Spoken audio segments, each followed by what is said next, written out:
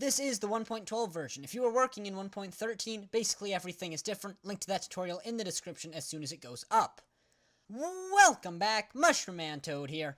So, you're a command creator, working on that big new project idea of yours in 1.12, and you want to create these magical staves that cast spells on right-click.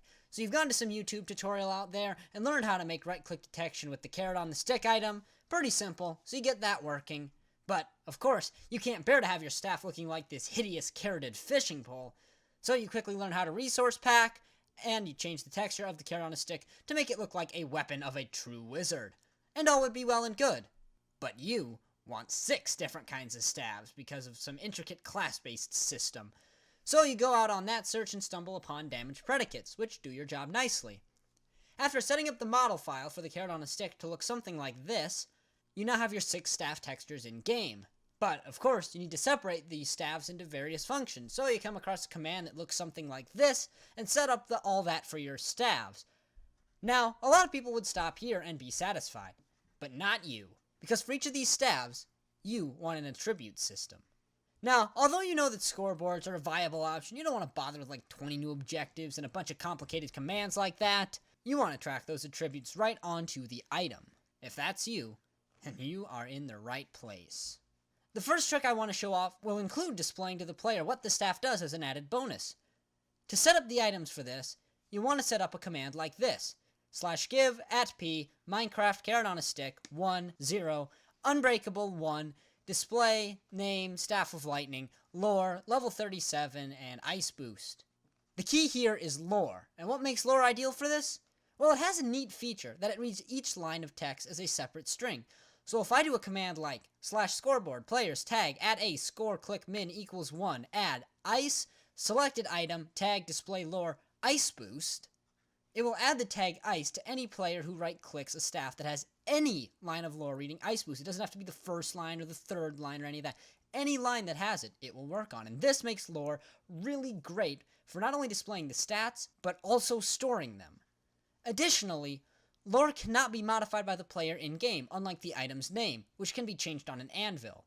Once you run any commands you want with a target selector like the one on screen now, make sure you remember to reset the click score and remove the tag from every player. Note that when resetting, either put the one command that resets the click score as a conditional command at the end, or else have all of the commands in a single long line of command blocks with the resetting of the click score after each module. You don't want the click command at the end of every single line without being conditional though, or else the click score could be reset by a different line before the one you want is really activated, so you'll always have to put that in a conditional command block. Now, you've got that set up. Most everybody would be satisfied with that, but not you, because you want every staff in your game to also have some hidden attribute, and lore is making it far too obvious to the player what the staff does. For this, we'll need to employ some crazy custom things. We're going to use the second method in this video, custom NBT. To set this up, we'll need a command like this: /give @p Minecraft carrot on a stick 1 1 unbreakable 1 display name staff of lightning lore level 37 CustomStriking Wither. I know, a lot of it looks familiar. The only new part is that bit at the end, that CustomStriking Wither. You can call this custom tag whatever you want, just make sure to replace everywhere I say CustomStriking with your tag's name. So for detection, you want to set up commands that look a bit like this. First, you'll want to apply a custom tag to the player. I've just called it Wither in this example. Note that you'll probably want to change your staff tags to scoreboard objectives for the detection, as Minecraft will only support 1 tag per selector in 1.12. Oh, thank goodness they fixed that for 1.13. You can then do anything you want to the player who right-clicked using the selector shown on screen right now. In this case, I just had it display a chat message. Then, make sure you remove the Wither tag and click score from every player after executing all your commands. And that's it!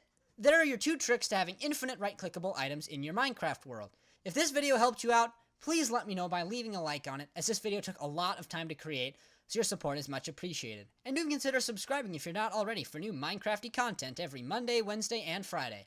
Until next time, thank you for watching, this has been Mushroom Man Toad, and I'll see you in the next one.